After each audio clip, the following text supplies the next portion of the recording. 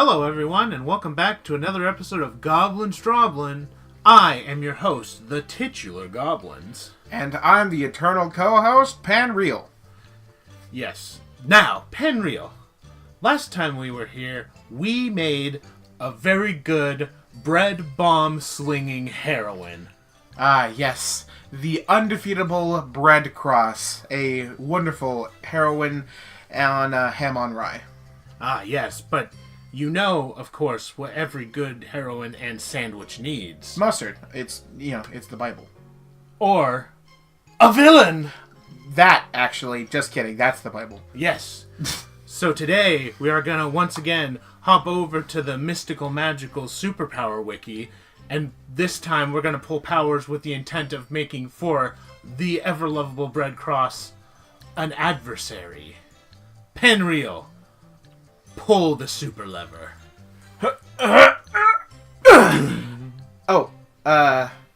Well, that just opened up the superpower wiki on my computer. Don't know how it did that. Yeah. And it looks like it pulled up paper ball projection.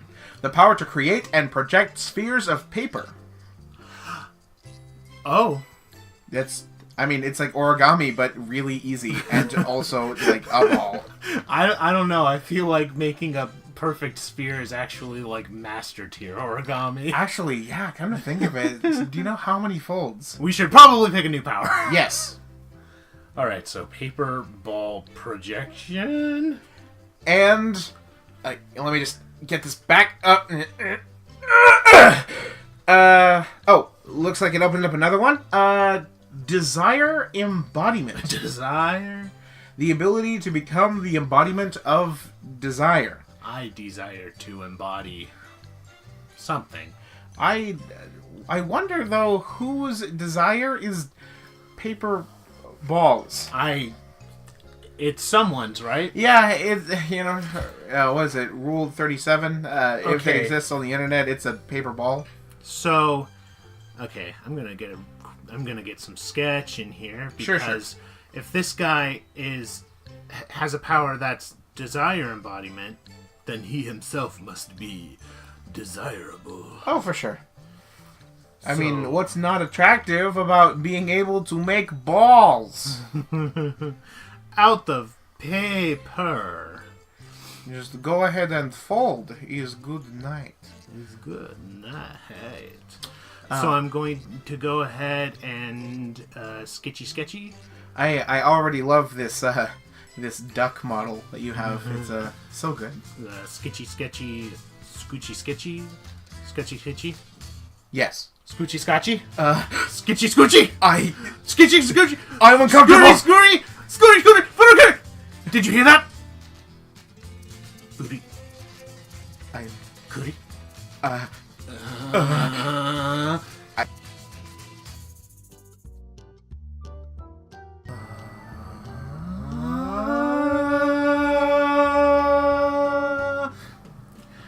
And there's how you complete a drawing skeleton. That was terrifying. Yeah, it can be. I will have nightmares forever.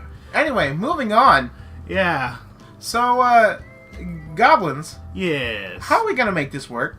That's what I ask myself every day. That's fair. Also, this is much more applicable than like a general sense. One of these things, the embodiment of desire, that sounds like a very passive ability, which in regards to its counterpart, the paper ball projection, which is very active, how are we going to make these things coincide, I suppose? Well, I mean, theoretically, paper balls could be someone's desire manifested, and that's the end of it. That's all there is to it. Oh, credits roll. Credits roll. We're done. No. I was thinking, paper balls are very specific. Sure. Kind of makes it hard to make constructs out of them. But you draw on paper, don't you? You paint on it. Couldn't images of desire, of want, appear on said paper? Well, there's no reason they couldn't. Yes. So... I'm going to leave the top of this head open because I'm not sure what to do with it yet. Oh, just leave the top of it open. Just let the flies pick at his brain. You're assuming he has one. That's fair. He probably just has paper balls in there. Right. So, are you saying like a manifestation of desire through paintings? Kind of maybe a hypnotism type thing. Ooh. Neat. Like, he makes them... It's almost like, Jareth the Goblin King and his crystal balls. Oh. Kind of a similar motif, but paper. We all know that a baker's worst friend is a hypnotist. Yeah, I think this is gonna be a real Flash and Captain Cold situation where there's really no equal but opposite here. It's just a good guy and a bad guy. Oh yeah, to be fair, I mean, look at it this way. We have no natural evidence that suggests that a bat's natural enemy is a clown. So, you know. That's very fair, too. So, I think that's kind of the direction I'm going with the power itself. Mm-hmm. What I'm more curious about, and what I wonder how you feel about it, is his origin and how that pertains to the Bread Cross. Ooh. Okay. So, we established in the previous episode that how the Bread Cross got her powers was through a race of, what was it, superpowered, like, mushrooms? Mushrooms, yep. Yeah. And they formed almost like a symbiotic relationship with her, a mutualistic thing, so that she can gain from them and they can gain from her. Yes. So I think something along those same lines, we're looking at a kind of black suit Spider-Man and Venom situation. So we have this character, and from the way that you've drawn him, like the way he holds himself, the hand dramatically on the chest and the head tilted back, it's all too perfect. He's an art student. Oh, of course! And that's the villain. He doesn't have superpowers. That's the thing. That's why he's the villain. He's just an art student. So he's an art student who has this fascination with the older classic works of art, the Venus de Milo, the Mona Lisa, stuff like that. Sure. And he views this as he's kind of got like a complex going on. He views these things as like perfection. Same. Like these works of art are what it is to be ascendant. And so that's just kind of going on in the background. He's kind of weird, kind of eccentric. And licks a spider. Yeah, just straight up just like eats an entire like shopping bag. It's disgusting. But on the night that our heroine, Brett Cross... Hang on. Mm-hmm. Any ideas for pants? I think that the best option is to go around the thighs, pantaloons, and then just straight up tights from there. Okay. Anyway. On the same night that our heroine, Bread Cross, meets her mushroom buddies, maybe they were escaping something darker. Some yes, the living paper aliens. Yes, of course. Yes, the living paper that's actually their name. It means something completely different in their language. It's just, a coincidence. It stands for paper. Yes. But where I'm from, it's an S. But where I'm from, what are you talking about? Man of Steel. No, I know. Gotcha. But, so our heroes, our heroic aliens, they're mushrooms. He so has, like, it would... paintbrushes coming out of his pantaloons. Oh my lord, that is perfect. I should really probably start to get some We had the same problem with the last one with the mushroom paraphernalia. Oh, true. So I'm thinking that because our last guys, our good guys, are like mushroom people. Maybe these predators also follow that same kind of plant theme, but instead of being natural, they're more industrious. They can like fuse with our wood, our natural like plant fibers, and I think I see what you're saying. yeah, and construct it from there. And so what he's able to do is use them to take what he views as perfection and mold it into like his own kind of twisted reality. And she, Bread Cross, kind of like acts to him as a kind of like as an obstacle, but also as just like a reminder, because she's the opposite of what he finds as perfect. She's not like a still beauty. She is a working woman. She owns her own business, and she... Yeah, I see what you're saying. I'm almost wondering if maybe, rather than what you were saying about her being the opposite of the beauty, like maybe that's true, but maybe that's why he's obsessed with her. Oh, like he's trying to like fix her. Oh. But yes, but that's a great villain noise though. It's the ick. If a villain gives you the ick, then that like it's great because you already have this villainy sense from them. You know, they're already off-putting. Oh, I like what you're doing here. Yeah, I'm just trying to make a ball and make it seem like paper. Right. Which I also think would be really funny, just because we were introduced to this character, the Bread Cross, and she's got, she's kind of this quirky, upbeat, trying to do her own thing, and then we're introduced to this guy, and he just brings the mood down, like... Or maybe he brings it way up. Oh no, like he's manic, like he's... Yeah, that's kind of what I was going for, is a more kind of manic hero. I'm gonna put a little kind of an image on this paper ball floating back here. I wonder though, see, I really like what we've got, both in form and in backstory, but how do you think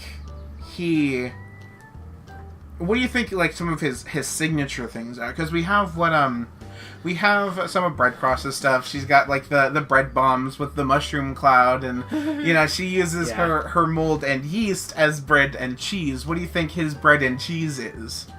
I think maybe like he's also gonna have brush on the that's super cool coat here, but maybe his images like on his paper bombs, on his paper balls, kind of change depending on the mood he's in. It's to use the ultimate unheroic reference, it's like the duck from that Garfield sideshow. How his inner tube always changes with his mood. That's hilarious. And it's really sad that I know exactly what you're talking about.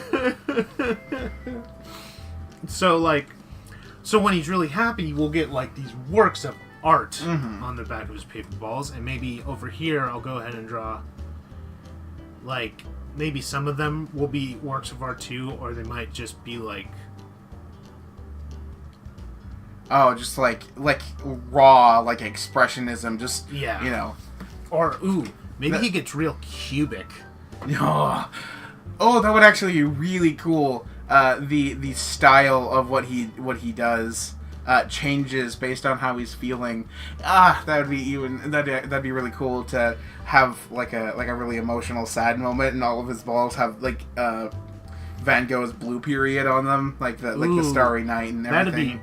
if I knew anything about real art, Right, yeah, no. I would be doing this on this sketch, but I would need to look up a reference for that. No, I feel it, But for now, I'm just putting this QB guy on here. No, I totally understand that, and that's actually, yeah, again, that's really cool. I like the floaty ball aesthetic. Yeah, no, I feel that. Alright. And it kind of weirdly, like, I feel like having a kind of, like, mystery or pandemonium to what he can and can't do works for us. Because he's not... Art isn't, like, interpreted one way, you know. That's kind of what makes it art, is that it can be interpreted in many ways, and so... I'm doing something bad with these eyes. What are you doing? They're just painted on. There's no eye holes in this mask. Oh. He feels with his art! Oh. Or maybe he has paperball eyeballs. What do you call those dolls that artists use? They're the ones that you pose so that you can draw people in poses. A mannequin? Is that just called a mannequin? That's how I've always heard it. Mm-hmm. Because does mannequin fit? Oh. What if we called him Mannequin, but instead of, like, with a Q, it's MANIC, like mannequin. Oh! Yeah. Right? Oh! Oh! Goblins have sounded the O trumpet, which means victory for his people. Good stuff, good stuff. So yeah, this is all one big zipper, and it goes all the way up his mask. Oh. Yeah, see this seam here? Mm-hmm. Yeah, and this face is just painted on. That's even cooler, actually. That reminds me, that kind of reminds me of 12th Man, but that it's got a real, like, uncanny valley. Yeah. Like he's almost human, and this is almost too creepy for who he's going up against. Yeah, no, for real. Like, that's the thing, is that he's really creepy. Like, he's... Okay, before we go on any more backstory stuff so the audience has something to look at on the screen... Sure. We need to figure out what I'm doing with the top of this head. Mm-hmm. And so I can start drawing it while we keep going. Well, there's a couple of different ways that we could go. We could do... Probably the most obvious thing would be a beret, but also I kind of feel like that might set it apart. However, you do have the frills and the pantaloons, as well as the kind of, like, overall kind of poofy getup. You know, the kind of, like, lumpy, floofy hat that is in that really famous painting of Louis VIII. The one that's kind of like a black helm, and it has the feathers coming out of the back. Doesn't come to mind. Are you talking about like a powdered wig type? Not quite. It kind of looks like think of like a Newsies hat. Okay. But all black and with feather plumes coming out of the back. Okay, I think I know what you're talking about. Oh no. Oh, here we go. Oop. Oh! Yes! Oh, yes! Girl. See? This is why I'm the eternal co-host. Oh, look at that amazing taco shell. I love it. Oh, I love it so much. Okay, the plume isn't really coming out the back. It's kind of coming out the side, yeah. and I want it. And it even has, like, the kind of brushy, like, trim on it. Should I Yes. make this another brush? Yes. Somehow? Okay. If you can, just to tie in that Maybe like... tie in that aesthetic. Maybe kind of have it just like... Yeah. Get that in there. Get that brushy goodness. Okay, you need to dial it back. I think this guy might be the embodiment of your desire at this point. Oh no. Don't let me in with that. I'm not crazy. Oh, hello. his whole tunic sitch here is looking a little blank, but I feel like that might almost work to our favor for this yeah, guy, almost. you think? And I feel like because it's all one thing, his facial features should be almost a gaudy color, garish color, like super bright, vibrant against the really dull, right? Like almost like it looks like it's painted on, but like it's not made to look real. It's made to look fake almost. So here's another question. We've gone a lot into this guy's backstory as a villain. Mm-hmm. What's he like in his day-to-day, do you think? Does he have a day-to-day, or is he like a real John Doe, nothing really going on in his real quotation? I feel like also kind of like Eddie Brock, as it starts out, he is trying to find a balance between being the mannequin and being himself. And as it goes forward, he's finding himself drawn, because his sub power, his backup, or his passive, I should say, is desire, and he's finding himself being consumed by it more and more and more. He starts finding... Is his desire the Bread Cross herself, you think? I think it's or what he aims to like make her. Right. Well, it can be both. Yeah, for sure. I think in a more human sense, like his day to day is just, oh, I'd like to hang out with this girl and get to know her, and it's slowly being taken over by like, I want to get to know her and know what she likes and know how I can change her and know how she's influenced, and gets creepier and creepier. Do you think maybe we need a... Well, we'll start thinking on, like, real names, implications for him. But do you think this guy, whatever his real name is, and Patty Cake maybe have any sort of connection or, like, interaction? I forgot that we named her Patty Cake, and I am so heartwarmed to remember that. And I think... I made him handsome. I think probably, especially because Patty Cake is, like, becoming more... You didn't make him handsome. Is becoming more and more, like, renowned in her...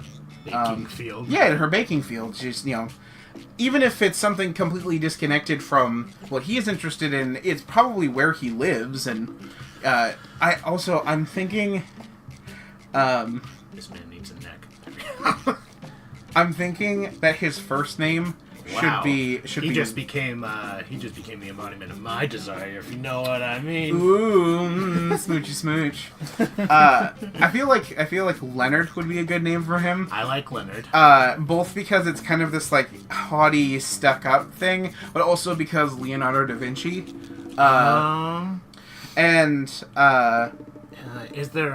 Is there an artist last name we can twist into that somehow?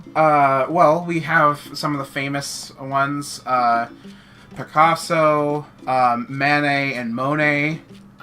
Lenny. There's Van Gogh. Yeah, Van Gogh. I don't want to take one I don't want him to just be Lenny Picasso. Yeah. Yeah. We could call him Lenny Manet. M-A-N-A. Ooh! I like that. It kind of weirdly works into his villain name, and it just sounds nice. Yeah. Lenny Manet. Hello, my name is Leonard Manet, but my friends call me Lenny, or they would if I wasn't creepy and also sticky. I think this might be a, I like this spelling. Manet. Manets. Lenny Manets. Oh, and yeah, no, that works into the Manet, Manic, yeah. No, I see, I like that. I like that a lot. I like to think that it's almost like Harry Osborn from, like, early Spider-Man before everyone knew he was Green Goblin. I'd like to think he's actually really cleaned up in his civilian life. You know what I mean? Yeah, no, I feel that, yeah. And almost almost likable. Like there's that aura of something being slightly off, but like he holds, like, he's good at what he does. He holds like prestige and yeah, that's exactly how I was thinking of that too. He holds like what's the word? Like he has tenure, you know. He's got he's well known, down pat. People know him, and maybe, like, you know, he starts going to the bakery because he hears all this good stuff about it, right? Oh no. And do you think that, like, him and Patty Cake strike up any sort of even, like, real basic level relationship, or does he just glaze right over her, not knowing at all that he's the focus of his lust?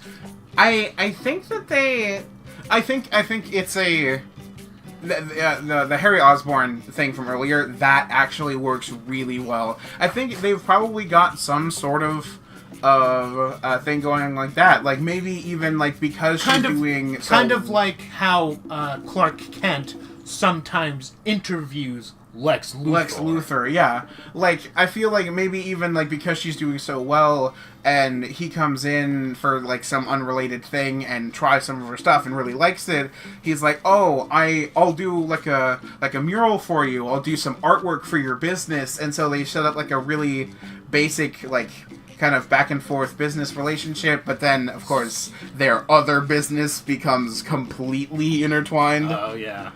So is this guy a famous artist? Not famous, not like famous, but like well known, but like right.